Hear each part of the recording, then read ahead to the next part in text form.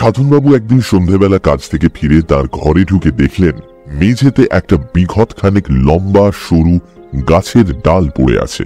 সাধনবাবু পিটপিটে স্বভাবের মানুষ, ঘরে যা সামান্য আসবাব আছে, খাট, আলমারি, আলনা, জলের কুঁজো রাখার টুল, তার কোনোটাতে এক কণা ধুলো তিনি বরদাস্ত করতে পারেন না। বিছানার চাদর, বালিশের ওয়ার, ফুলকারি করা টেবিল ক্লথ সবই টকটকে হওয়া চাই। এতে ধোপার খরচটা বাড়ে, কিন্তু সেটা সাধনবাবু গা করেন না। আজ ঘরে ঢুকেই গাছের ডাল দেখে তার নাক কুঁচকে গেল। পচা! চাকর পচা মনিবের ডাকে এসে হাজির। বাবু ডাকছিলেন? কেন, তোর কি সন্দেহ হচ্ছে? না বাবু, তা হবে কেন? মেঝেতে গাছের ডাল পড়ে কেন? তা তো জানি না বাবু, কাক চড়িয়ে এনে ফেলেছে বোধহয়। কেন ফেলবে কেন? কাক চড়ুই তো ডাল আনবে বাসা বাঁধার জন্য, সে ডাল মাটিতে ফেলবে কেন? ঝাড়ু দেবার সময় লক্ষ্য করিসনি এটা? নাকি ঝাড়ুই দিসনি? ঝাড়ু আমি রোজ দিই বাবু, যখন দিই তখন এ ডাল ছিল না। ঠিক বলছিস? আগে হ্যাঁ বাবু। তাজ্জব ব্যাপার তো। পরদিন সকালে আপিস যাবার আগে একটা চড়ুইকে তার জানালায় বসতে দেখে সাধনবাবুর সন্দেহ হলো ইনি বাসা বাঁধার ফিকির খুঁজছেন। কিন্তু কোথায়? ঘরের মধ্যে জায়গা কোথায়? ঘুলঘুলিতে কি? তাই হবে। 3 তলা ফ্ল্যাট বাড়ির 7খানা ঘরের মধ্যে তার ঘরের দিকেই চড়ুইয়ের দৃষ্টি কেন? এই নিয়েও সাধনবাবুর মনে খটকা লাগলো। এমন কিছু আছে কি তার ঘরে যা পাখিদের অ্যাট্রাক্ট করতে পারে? অনেক ভেবে সাধনবাবুর সন্দেহ হলো ওই যে নতুন কোবরেজি তেলটা তিনি ব্যবহার করছেন, যেটা দোতলার শখের কবিরাজ নীলমণিবাবুর মতে খুশকির মহৌষধ, সেটার উগ্র গন্ধই হয়তো পাখিদের টেনে আনছে। সেই সঙ্গে এমনও সন্দেহ হলো যে এটা হয়তো নীলমণিবাবুর ফিচলেমি। সাধনবাবুর ঘরটাকে একটা পক্ষী নিবাসে পরিণত করার মতলবে তিনি এই তেলের গুণগান করছেন। আসলে 17-2 মির্জাপুর স্ট্রিটের এই ফ্ল্যাট বাড়ির সকলেই সাধনবাবুর সন্দেহ বাতিকের কথা জানেন এবং আড়ালে এই নিয়ে হাসি ঠাট্টা করেন। আজ কি কি সন্দেহের উদয় হলো আপনার মনে? এই জাতীয় প্রশ্ন দিনের শেষে সাধনবাবুকে প্রায়ই শুনতে হয়। শুধু প্রশ্ন নয়, অন্যভাবেও তাকে নিয়ে লেগ পুলিং চলে। একতলার নবেন্দু চাটুর্যের ঘরে সন্ধ্যায় 3 তাসের আড্ডা বসে। সাধনবাবু তাতে নিয়মিত যোগদান করেন। সেদিন যেতে নবেন্দুবাবু তাকে একটা দলা পাকানো কাগজ দেখিয়ে বললেন, দেখুন তো মশাই, এ থেকে কিছু সন্দেহ হয় কিনা, এটা জানলা দিয়ে ফেলে দিয়ে গেছে।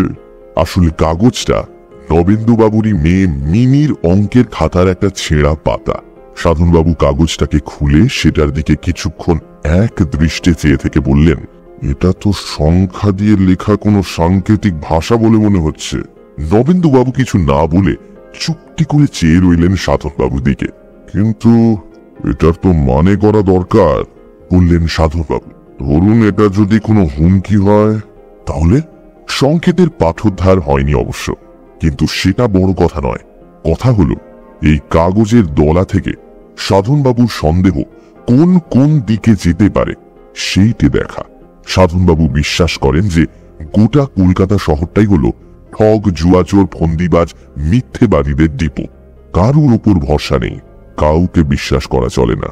এই অবস্থায় একমাত্র সন্দেহই মানুষকে সামলে চলতে সাহায্য করতে পারে। এই সাধনবাবুই একদিন আপিস থেকে এসে ঘরে ঢুকে তার টেবিলের উপর একটা বেশ বড় 4 চৌকো কাগজের মোড়ক দেখতে পেলেন। তার প্রথমেই সন্দেহ হলো সেটা ভুল করে তার ঘরে চলে এসেছে। এহেন মোড়ক তাকে কে পাঠাবে? তিনি তো এমন কোনো পার্সেল প্রত্যাশা করেননি। কাছে গিয়ে যখন দেখলেন যে মোড়কের উপর তার নাম নেই, তখন সন্দেহটা আরো পাকা হলো। এটা কে এনে রাখলো রে? চাকর পচাকে ডেকে জিজ্ঞেস করলেন সাধনবাবু। কি একজন লোক ধনঞ্জয়ের হাতে দিয়ে গেছে দুপুরে এসেই, আপনার নাম করে বলেছে আপনারই জিনিস। ধনঞ্জয় একতলার ষোড়শী বাবুর চাকর। কি আছে এতে, কে পাঠিয়েছে সেসব কিছু বলেছে? আগে তা তো বলেনি। বোঝো।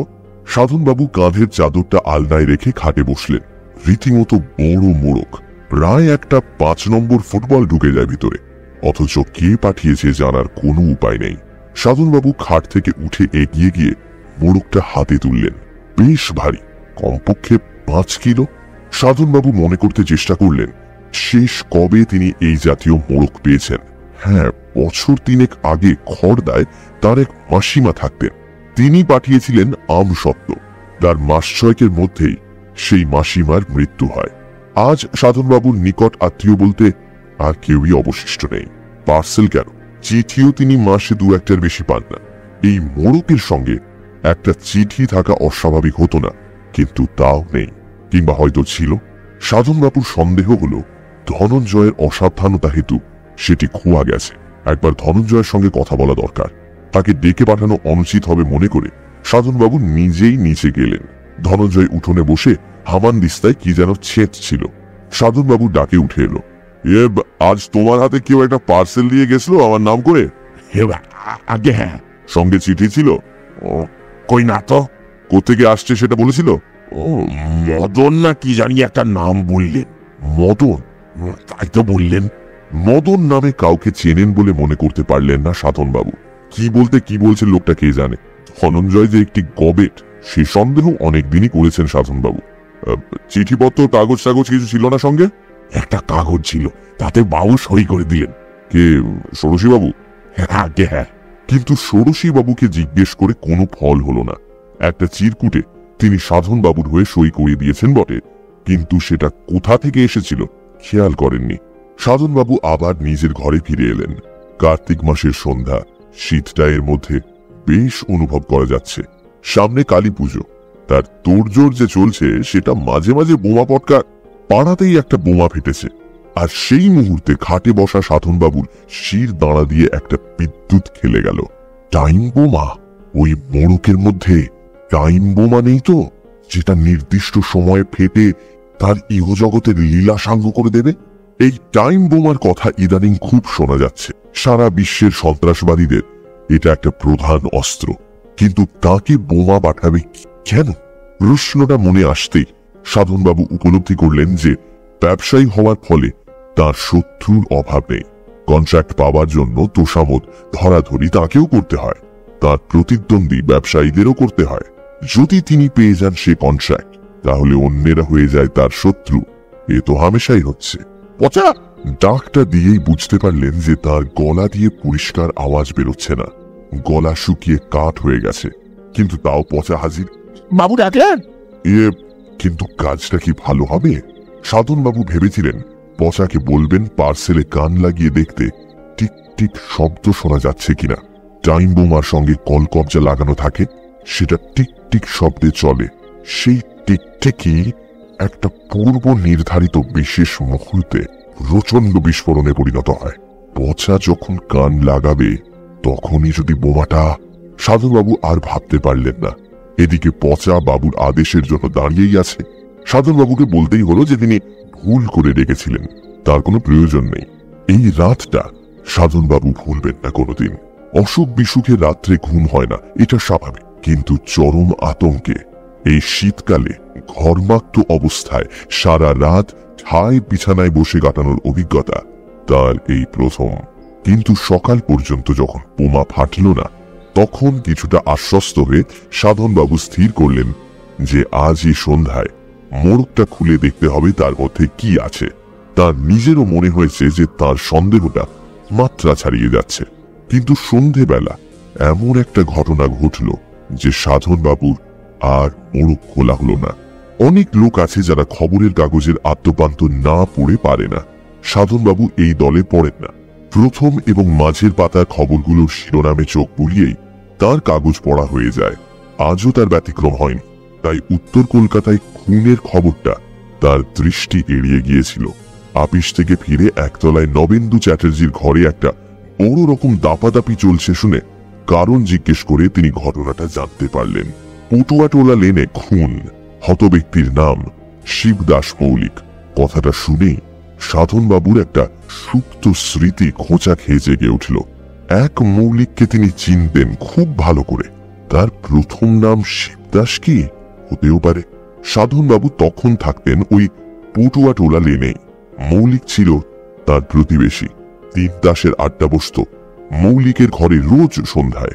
মৌলিককে কেন জানি মৌলিক বলেই ডাকতো সবাই। আরো 2 জন ছিলেন আড্ডায়, সুখেন দত্ত আর মধুসূদন মাইতি। এই দ্বিতীয় ব্যক্তিটির মতো সাংঘাতিক চরিত্র সাধনবাবু আর দেখেননি। তাসের খেলায় সে যে জুয়া চুরির রাজা সে সন্দেহ সাধনবাবুর গোড়া থেকেই হয়েছিল। শেষে বাধ্য হয়ে একদিন সন্দেহটা প্রকাশ করতে হলো। এতে মধু মাইতির প্রতিক্রিয়া হয়েছিল ভয়াবহ। তার পকেটে সবসময় যে একটি চাকু অবস্থান করে সেটা সেদিনই জানতে পেরেছিলেন সাধনবাবু। তিনি প্রাণে বেঁচেছিলেন মৌলিক আর সুখেন দত্তর জন্য। ব্যবসায় উন্নতির পর সাধনবাবু পটুয়াটোলা লেনের খোলার ঘর ছেড়ে চলে আসেন মির্জাপুর স্ট্রিটের এই ফ্ল্যাটে। আর সেই থেকেই মৌলিক অ্যান্ড কোম্পানির সঙ্গে তার যোগ বিচ্ছিন্ন হয়ে যায়। তাসের নেশাটা তিনি ছাড়তে পারেননি, আর সেই সঙ্গে তার সন্দেহ বাতিকটাও। কিন্তু অন্য দিক দিয়ে পরিবর্তন হয়েছিল বিস্তর। পোশাকে পারিপাট্য, বিড়ি ছেড়ে সিগারেট ধরা, নিলামের দোকান থেকে মাঝে মাঝে শখের জিনিস কিনে এনে ঘর সাজানো, পেইন্টিং, ফুলদানি, বাহারের অ্যাস্ট্রে, এই সবই গত ৫-৭ বছরের ঘটনা। এই খুনের ঘটনার শিবদাস মৌলিক যদি সেই মৌলিক হয়, তাহলে খুনি যে মধু মাইতি সে বিষয়ে সাধনবাবুর কোনো সন্দেহ নেই। খুনটা কিভাবে হলো সাধনবাবু জিজ্ঞেস করলেন। নৃশংস, বললেন নবেন্দু চাটুর্যে। লাশ শনাক্ত করার কোনো উপায় ছিল না। পকেটে একটা ডায়েরি থেকে নাম জেনেছে। কেন কেন শনাক্ত করার উপায় ছিল না কেন? ধর আছে, মুড়ো নেই, শনাক্ত করবে কি করে? মুড়ো নেই মানে? মুন্ডু খেচাম। জোড়া হাত মাথার উপর তুলে আবার ঝটিতে নামিয়ে এনে খাঁড়ার কোপের অভিনয় করে বুঝিয়ে দিলেন নবেন্দু চাটুর্যে। খুনি যে কোথায় সরিয়ে রেখেছে মুন্ডু সেটা এখনো জানা যায়নি। খুনি কে সেটা জানা গেছে। 3 তাসের বৈঠক বসত এই মৌলিকের ঘরে। তাদেরই একজন বলে সন্দেহ করছে পুলিশ। সিঁড়ি দিয়ে 3 তলায় উঠতে উঠতে সাধনবাবু অনুভব করলেন যে তার মাথাটা ঝিমঝিম করছে। সেদিনের ঘটনা চোখের সামনে জলজ্যান্ত দেখতে পাচ্ছেন তিনি। যেদিন তিনি মধু মাইতিকে চোর চুরির অপবাদ দিয়েছিলেন, চাকুর আক্রমণ থেকে তিনি রেহাই পেয়েছিলেন ঠিকই, কিন্তু তার বেশ কিছুক্ষণ পর অবধি মধু মাইতির দৃষ্টি তার উপর অগ্নি বর্ষণ করেছিল সেটা মনে আছে। আর মনে আছে মধুর একটি উক্তি, বাবাই চেনো না তুমি সদন মজুমদার? আজ পার পেলে, কিন্তু এর বদলা আমি নেব। সে আজই হোক আর 10 বছর পরেই হোক। রক্ত জল করা শাসানি। সাধনবাবু ভেবেছিলেন পটুয়াটোলা লেন থেকে পালিয়ে বেঁচেছেন, কিন্তু ওই মোড়ক যদি মধু মাইতি দিয়ে গিয়ে থাকে। মদন, ধনঞ্জয় বলেছিল মদন। ধনঞ্জয় যে কানে খাটো সে বিষয়ে কোনো সন্দেহ নেই। মধু আর মদনে খুব বেশি পার্থক্য আছে কি? মোটেই না। মধু অথবা মধুর লোকই রেখে গেছে ওই পার্সেল, আর সেটা যাতে সত্যি তার হাতে পৌঁছয় তাই চিরকুটে সই করিয়ে নিয়েছে। ওই মোড়কের ভিতর রয়েছে শিবদাস মৌলিকের মাথা। এই সন্দেহ সিঁড়ির মাথা থেকে তার ঘরের দরজার দূরত্বটুকু পেরোবার মধ্যে দৃঢ়ভাবে সাধনবাবুর মনে গেঁথে গেল। দরজা থেকেই দেখা যায় টেবিলের উপর ফুলদানিটার পাশে রাখা মোড়কটাকে। মোড়কের ওজন এবং আয়তন দুই এখন স্পষ্টভাবে জানিয়ে দিচ্ছে তার ভিতরে কি আছে। বাবু দোরগোড়ায় এসে থেমে গেছেন দেখে পচা কিঞ্চিত বিস্মিত হয়ে দাঁড়িয়ে ব্যাপারটা দেখছিল। সাধনবাবু প্রচন্ড মনের জোর প্রয়োগ করে বিহ্বল ভাবটা কাটিয়ে চাকরকে চা আনতে বললেন। আর আজ কেউ এসেছিল আমার খোঁজ করতে? কই না তো। সাধনবাবু অবশ্য সন্দেহ করেছিলেন পুলিশ হয়তো এরই মধ্যে হানা দিয়ে গেছে। তার ঘরে খুন হওয়া ব্যক্তির মুন্ডু পেলে তার যে কি দশা হবে সেটা ভাবতে তার আরেক দফা ঘাম ছুটে গেল। গরম চা পেটে পড়তে সামান্য বল যেন ফিরে এলো মনে। যাক, অন্তত টাইম বোমা তো নয়। কিন্তু এও ঠিক যে এই মুন্ডু সমেত মোড়কটিকে সামনে রেখে যদি তাকে সারা রাত জেগে বসে থাকতে হয় তাহলে তিনি পাগল হয়ে যাবে। ঘুমের বড়িতে ঘুম হলো ঠিকই, কিন্তু দুঃস্বপ্ন থেকে রেহাই পাওয়া গেল না। একবার দেখলেন মুন্ডুহীন মৌলিকের সঙ্গে বসে 3 তাস খেলছেন তিনি। বড়ি খাওয়া সত্ত্বেও চিরকালের অভ্যাস মতো 5:30টায় ঘুম ভেঙে গেল সাধনবাবুর। হয়তো ব্রাহ্ম মুহূর্তের গুণেই সংকট মোচনের একটা উপায় সাধনবাবুর মনে উদিত হলো। মুন্ডু যখন তার কাছে পাচার করা হয়েছে তখন সে মুন্ডু অন্যত্র চালান দিতে বাধাটা কোথায়? তার ঘর থেকে জিনিসটাকে বিদায় করতে পারলেই তো নিশ্চিন্ত। ভোর থাকতেই অন্য কাজ সারার আগে বাজারের থলিতে মোড়কটা ভরে নিয়ে সাধনবাবু বেরিয়ে পড়লেন। প্যাকিংটা ভালোই হয়েছে বলতে হবে, কারণ ভেতরে রক্ত চুইয়ে থাকলেও তার বিন্দুমাত্র বাক্স ভেদ করে বাইরের কাগজে ছোপ ফেলেনি। বাসে উঠে কালীঘাট পৌঁছতে লাগলো 25 মিনিট। তারপর পায়ে হেঁটে আদিগঙ্গায় পৌঁছে একটি অপেক্ষাকৃত নিরিবিলি জায়গা বেছে নিয়ে হাতের মোড়কটাকে সবেগে ছুঁড়ে ফেললেন নদীর মাঝখানে। মোড়ক নিশ্চিন্ত, সাধনবাবু নিশ্চিন্ত। বাড়ি ফিরতে লাগলো 35 মিনিট। সদর দরজা দিয়ে যখন ঢুকছেন তিনি, তখন ষোড়শীবাবুর দেয়াল ঘড়িতে ঢং ঢং করে 7টা বাজছে। আর সেই ঘড়ির শব্দ শুনেই সাধনবাবু মুহূর্তে চোখে অন্ধকার দেখলেন। একটা কথা হঠাৎ মনে পড়ে গেছে তার। কদিন থেকেই বারবার সন্দেহ হয়েছে তিনি যেন কি একটা ভুলে যাচ্ছেন। 50-এর পর এই জিনিসটা হয়। এ কথা নীলমণি বাবুকে বলতে তিনি নিয়মিত ব্রাহ্মী শাক খেতে বলেছিলেন। আজ আধ ঘন্টা আগেই বেরিয়ে পড়তে হলো সাধনবাবুকে, কারণ যাবার পথে একটা কাজ সেরে যেতে হবে। রাসেল স্ট্রিটের নিলামের দোকান মডার্ন এক্সচেঞ্জে ঢুকতেই এক গাল হেসে এগিয়ে এলেন মালিক তুলসীবাবু।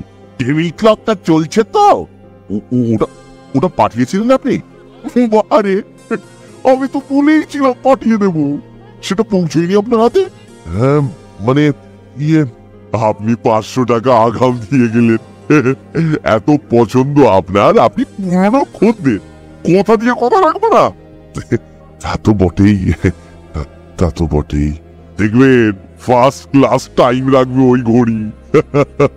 নাম করা ফরাসি কোম্পানি তো, জিনিসটা জলের দরে পেয়ে গেছেন, ভেরি লাকি। তুলসীবাবু অন্য খদ্দেরের দিকে এগিয়ে যেতে সাধনবাবু দোকান থেকে বেরিয়ে এলেন। জলের দরের ঘড়ি জলেই গেল। ভালো বদলা নিয়েছে মধুমাইতি, তাতে সন্দেহ নেই। আর মডার্নকেই যে মদন শুনেছে ধনঞ্জয়, তাতেও কোনো সন্দেহ আছে কি?